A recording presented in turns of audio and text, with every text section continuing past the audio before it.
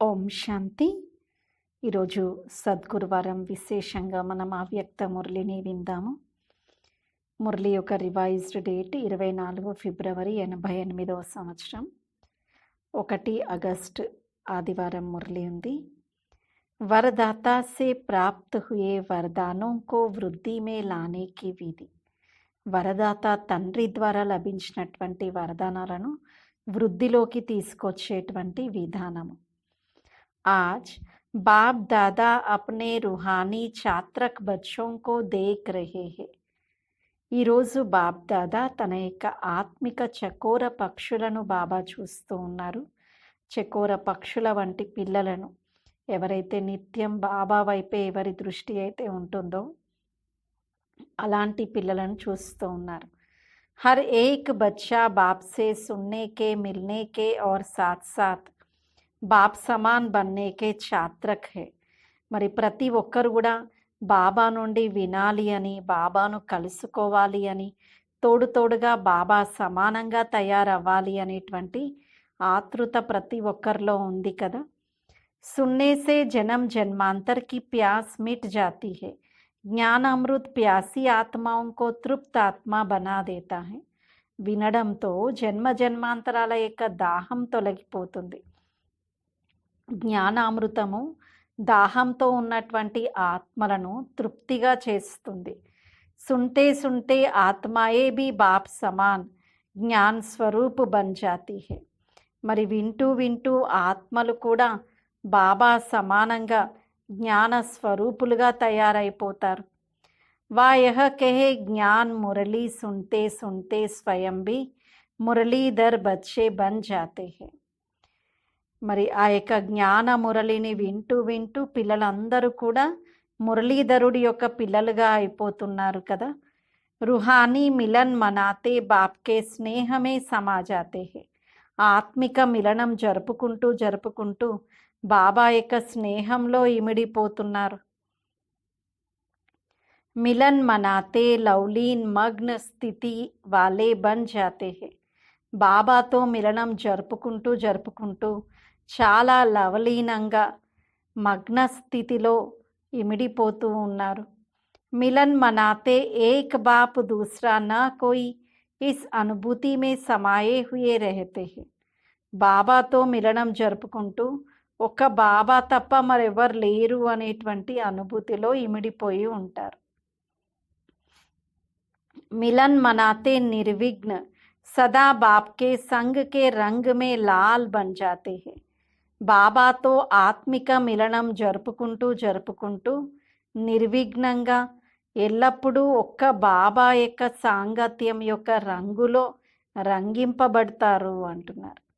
జబ్ ఐసే సమాయే హుయే వా స్నేహమే లౌలీన్ బన్ జాతే హే తో క్యా ఆశ్ రహతీ హే.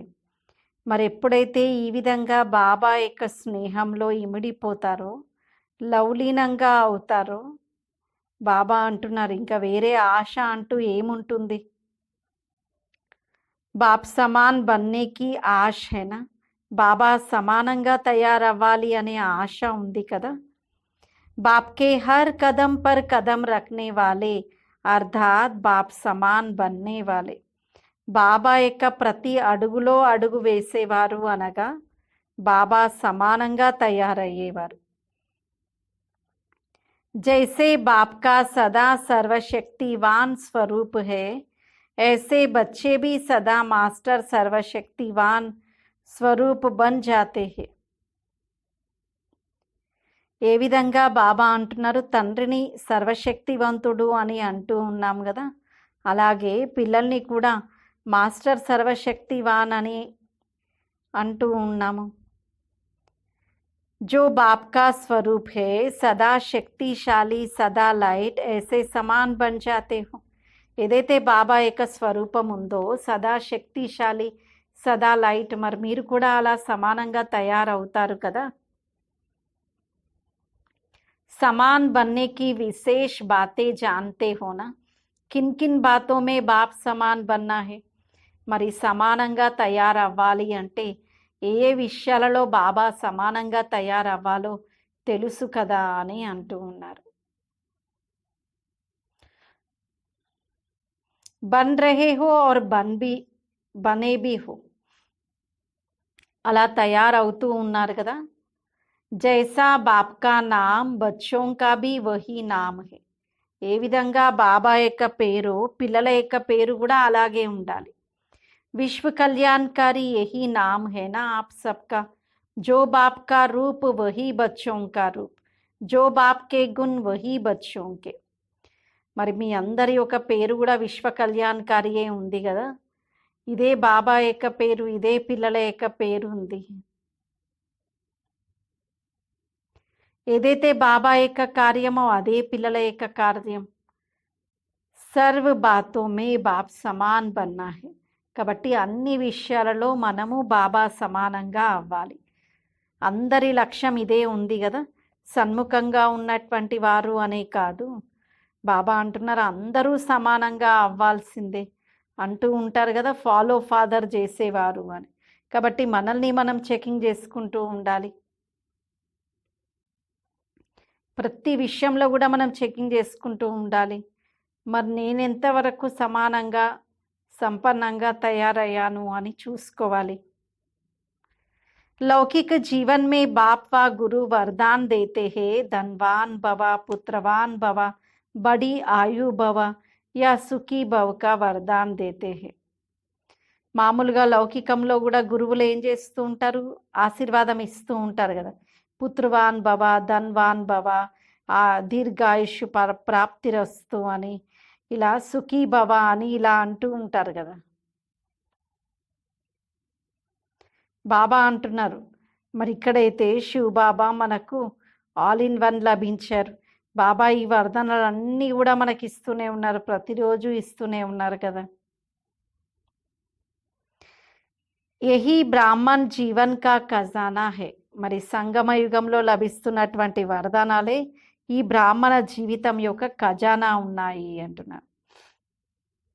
जब से ब्राह्मण जन्म लिया तब से संगम युग की स्थापना के कार्य में अंत तक जीना अर्थात बड़ी आयु भव. మరి ఎప్పటి వరకైతే బాబా అంటున్నారు స్థాపనా కార్యం సంపన్నం అవ్వదు అప్పటి వరకు జీవించాలి కదా. ఇలా బాబా పిల్లలందరికీ ఆయుష్ భవ అని కూడా అంటూ ఉన్నారు. बीच में अगर ब्राह्मण जीवन से निकल पुराने संस्कारों व पुराने संसार में चले जाते हैं तो इसको कहा जाता है जन्म लिया लेकिन छोटी आयु वाले. ఇంకా అలాంటప్పుడు ఏమంటారు అంటే వీరు జన్మ తీసుకున్నారు కానీ ఆయుష్ చాలా తక్కువగా ఉంది అని అంటూ ఉంటారు. క్యూకి బ్రాహ్మణ్ జీవన్ సే మర్ గయే. ఎందుకు అంటే వారు బాబాకు దూరంగా వెళ్ళిపోయారు కదా, ఈశ్వరీయ జీవితం నుండి ఒక రకంగా మరణించినట్లే. कोई कोई ऐसे भी होते हैं जो कोमा में चले जाते हैं, होते हुए भी ना के बराबर होते हैं और कभी कभी जाग भी जाते हैं, लेकिन वह जिंदा होना भी मरने के समान ही होता है. మరి కొందరు కోమా స్టేజ్కి వెళ్ళిపోతూ ఉంటారు. వారు జీవిస్తూ ఉన్నప్పటికీ ఒక నిద్రాణ స్థితిలోకి వెళ్ళిపోతారు, ఏమీ తెలియదు వారికి.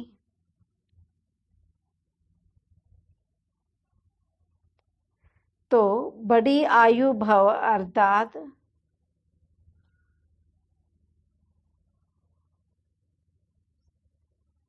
सदा आदि से अंत तक ब्राह्मण जीवन व श्रेष्ठ दिव्य जीवन को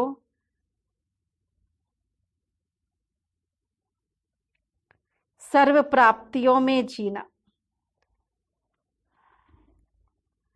బాబా అంటూ ఉన్నారు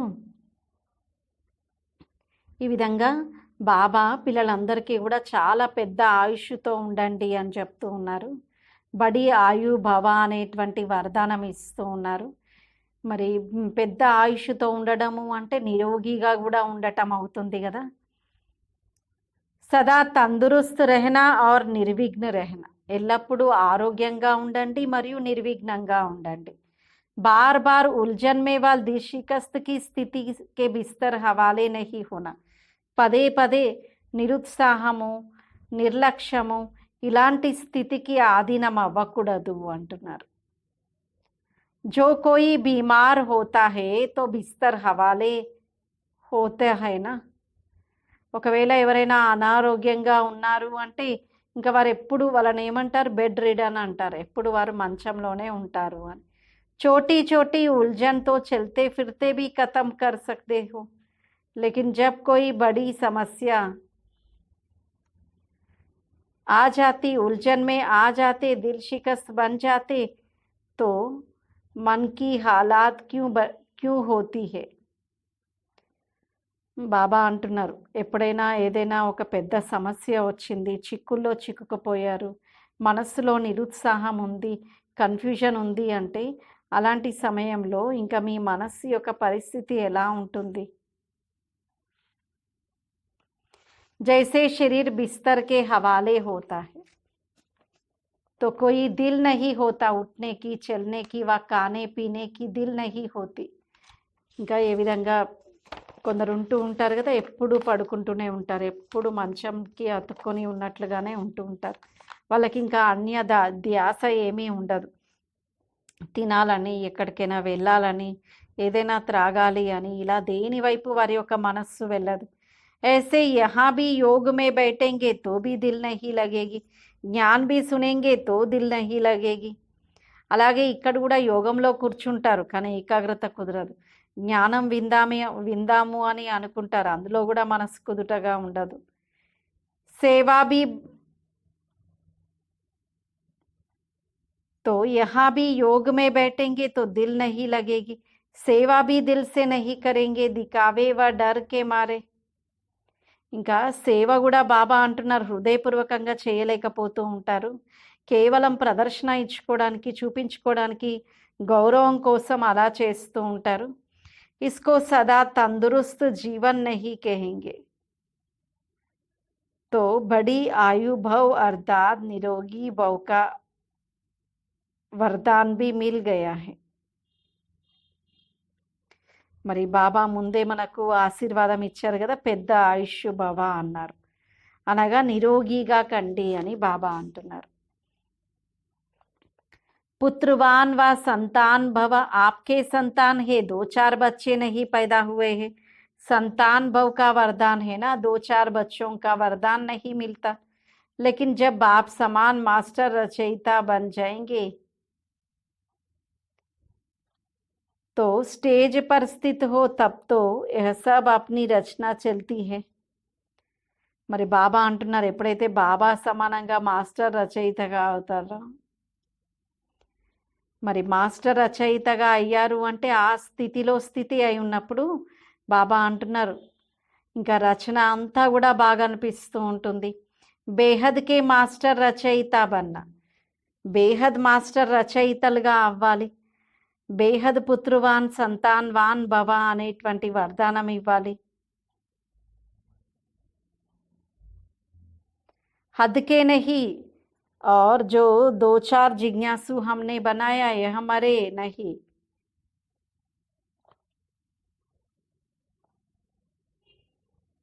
మాస్టర్ రచయిత की స్టేజ్ బేహద్ की స్టేజ్ है.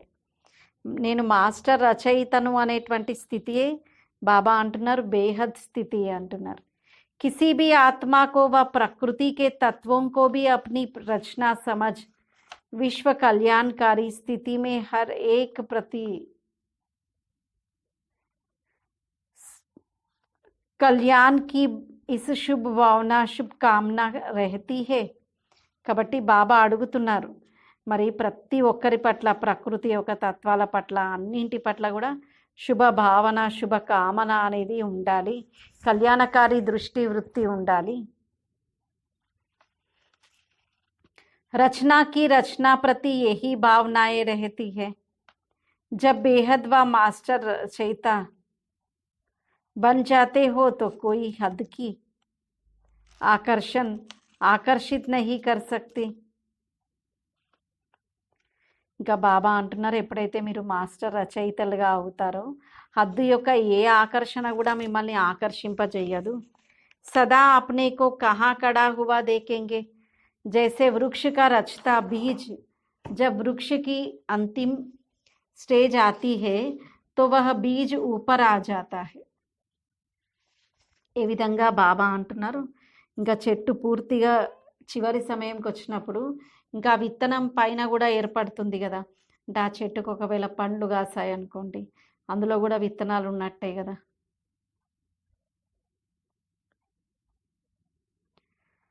तो ऐसे आप भी बाप के साथ साथ वृक्ष के ऊपर मास्टर बीज रूप बन शक्तियों की गुणों की विश्व में स्वतः ही किरणें फैलाते रहो.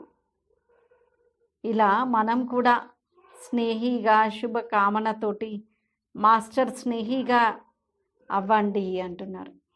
కల్పవృక్షం యొక్క కింద కూర్చున్నటువంటి అనుభవం చేసుకోవాలి. మాస్టర్ బీజరూపులుగా ఈ శక్తులు, గుణాలు, శుభ భావన, శుభకామన, స్నేహము, సహయోగము ఈ కిరణాలను వ్యాపింపచేయాలి. ఏ విధంగా సూర్యుడు ఉన్నతంగా ఉన్నారు, కానీ ఆ సౌరశక్తి మొత్తం కిరణాల రూపంలో భూమండలం అంతా వ్యాపించి ఉంది. ऐसे मास्टर रचयिता व मास्टर बीज रूप बन सारे विश्व को किरणें व पानी दे सकते हो.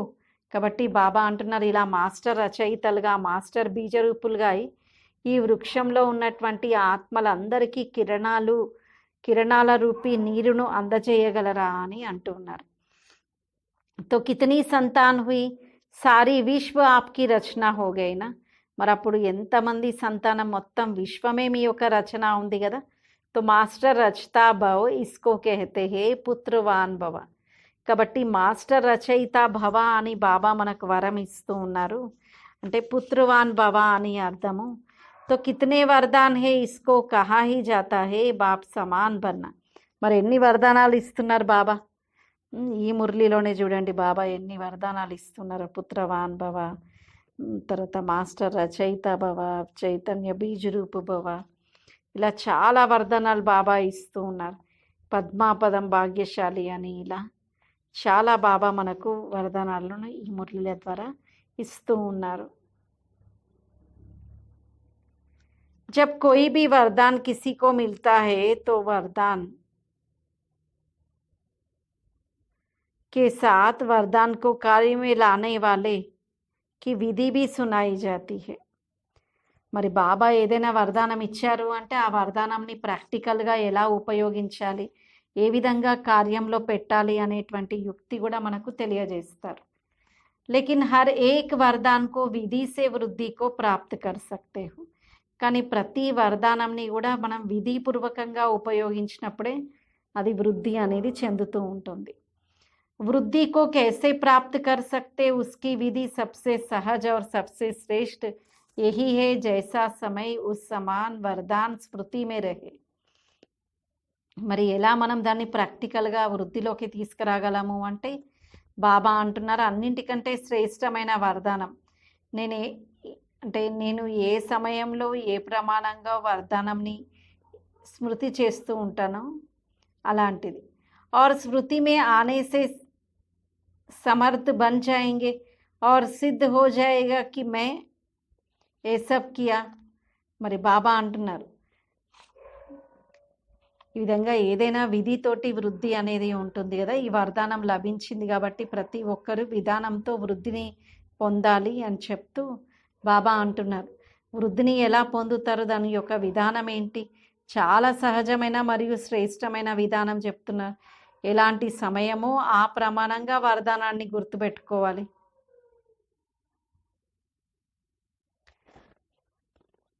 और స్మృతి మే ఆనే సే సమర్థ్ బన్ జాయేంగే. ఈ విషయాలన్నీ మనకు స్మృతిలో రావడంతో మనం సమర్థంగా తయారవుతాం. और సిద్ధి స్వరూప్ బన్ జాయేంగే. ఇంకా మనం సిద్ధి స్వరూపులుగా తయారవుతాము. जितना समय प्रमाण कार्य में लगाएंगे उतना वरदान वृद्धि को प्राप्त करता रहेगा. ఎంతైతే సమయానుసారంగా కార్యంలో పెడుతూ ఉన్నామో అంత బాబా అంటున్నారు, అంటే ఎంతైతే ఈ వరదానంని మనం కార్యంలో పెడుతున్నామో అంత రిజల్ట్ మనకి కనిపించాలి అంటున్నారు. क्योंकि यह संगम का समय अलग है, महाराजा और మహారాణి బన్నేకి పడాయి పడ్ రహే హో. బాబా అంటున్నారు, ఈ సంగమ యుగం ఉన్నదే డిఫరెంట్. మనం ఇప్పుడు మహారాజా మహారాణిగా అవ్వడం కోసం చదువుకుంటూ ఉన్నాము. तो यह संगम युग का वरदान 21 जन्म भिन्न नाम रूप से स्वतः रहता है. మరి ఈ సంగమ యుగం యొక్క జన్మ యొక్క వరదానం ఏంటి అంటే 21 జన్మలు భిన్నమైనటువంటి నామరూపాల్లో భలే ఉంటూ ఉంటారు.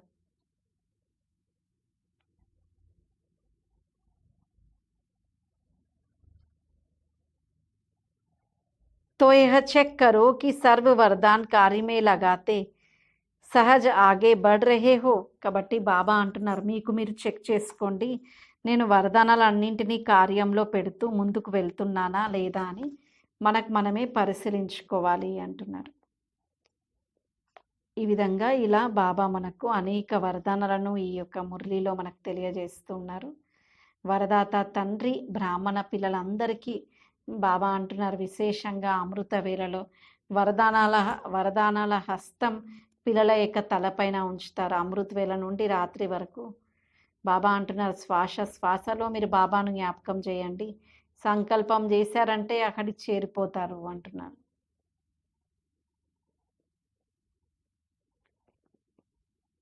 దేవతలకు కూడా చాలా మహిమ ఉంది కదా. దేవతలు ఇచ్చా మాత్రం అవిద్యులు. ఫరిష్తా జీవితం యొక్క విశేషత, దేవతా జీవితంలో అయితే ఎలాంటి కోరిక ఉండదు. బ్రాహ్మణ జీవితంలో మనం ఫరిస్తాలుగా తయారవుతూ ఉన్నాం, అనగా కర్మాతీత స్థితిని పొందుతున్నాం. ఏ రకంగా వృద్ధి చెందకు, ఏ రకంగా శుద్ధ కర్మల యొక్క వృద్ధి కూడా అవసరమే కదా.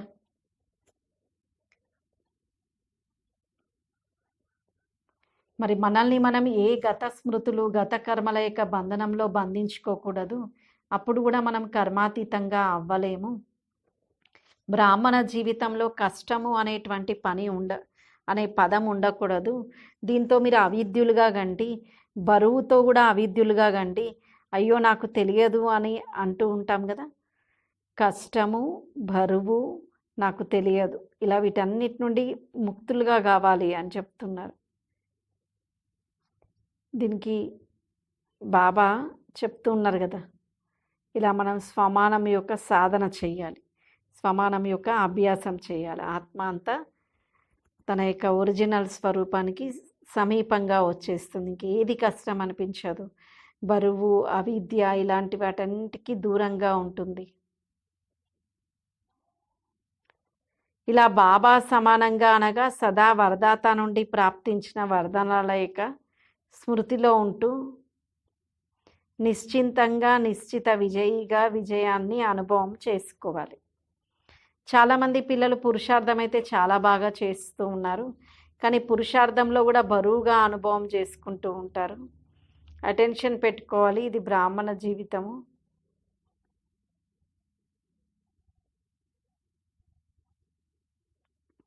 మరి బ్రాహ్మణ జీవితంలో బాబా మనందరినీ చాలా ఉన్నతంగా తయారు చేస్తూ ఉన్నారు. మరి ఏదైతే డ్రామాలో జరుగుతుందో అది జరుగుతుంది, దాన్నే మనం తిలకిద్దాం, దాన్నే చూస్తూ ఉండిపోదాం.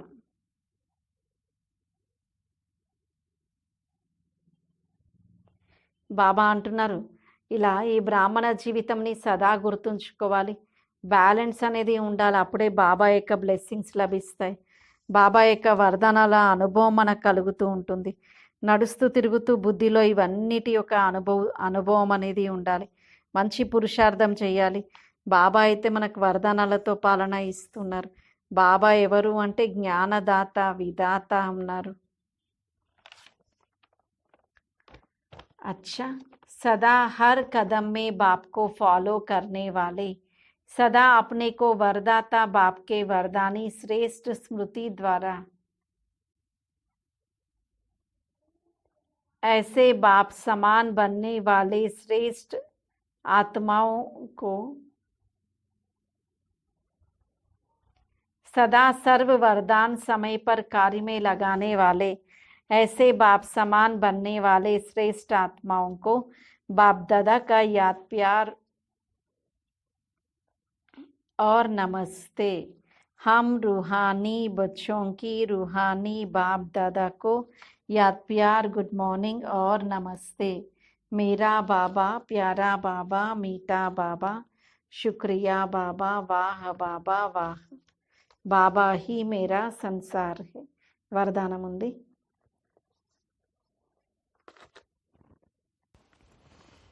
हद की जिम्मेवारियों को बेहद में परिवर्तन करने वाले స్మృతి స్వరూప్ నష్టో మోహాభవ.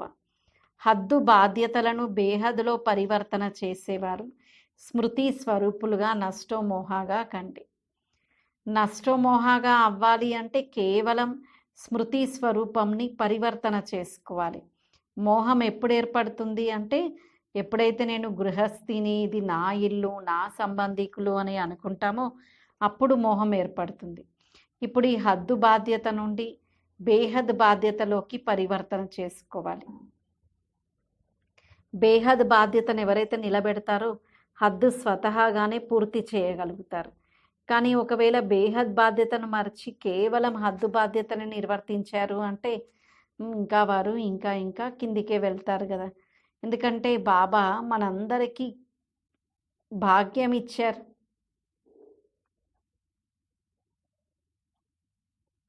మరియు బాధ్యతను కూడా ఇచ్చారు. కేవలం పిల్లలు హద్దు బాధ్యతలను నిర్వర్తిస్తూ ఉంటే ఇంకా ఇది ఇంకా తగ్గిపోతూ వస్తూ ఉంటుంది బేహద్ బాధ్యత అనేది. కాబట్టి మోహంని మర్జ్ చేయాలి.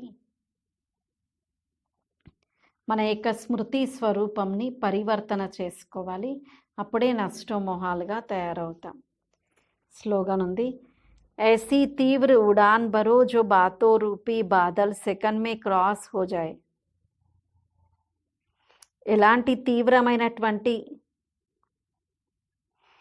ఇంధనం స్వయంలో నింపుకోవాలి అంటే రకరకాల విషయాల రూపీ మేఘాలు ఒక్క సెకండ్లో క్రాస్ అయిపోవాలి.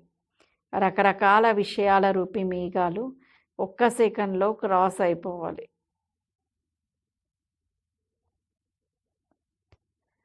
ఈరోజటి స్వమానము. నేను స్మృతి స్వరూప్ నష్టో మోహ ఆత్మను. నేను స్మృతి స్వరూప్ నష్టో మోహ ఆత్మను. ఈరోజు సద్గురువారం కాబట్టి మనం విశేషంగా బాబా నుండి ఇలాంటి వరదానాలు తీసుకుందాం. ఈరోజు బాబా ఎన్ని వరదానాలు ఇచ్చారు, వరదానాలను మనం తీసుకుంటూ ఈరోజంతా మనం ఇలాంటి ఒక మంచి నిండుదనంని అనుభవం చేసుకుందాము. నష్టమోహగా అయ్యే ప్రయత్నం చేద్దాము. ఓం శాంతి.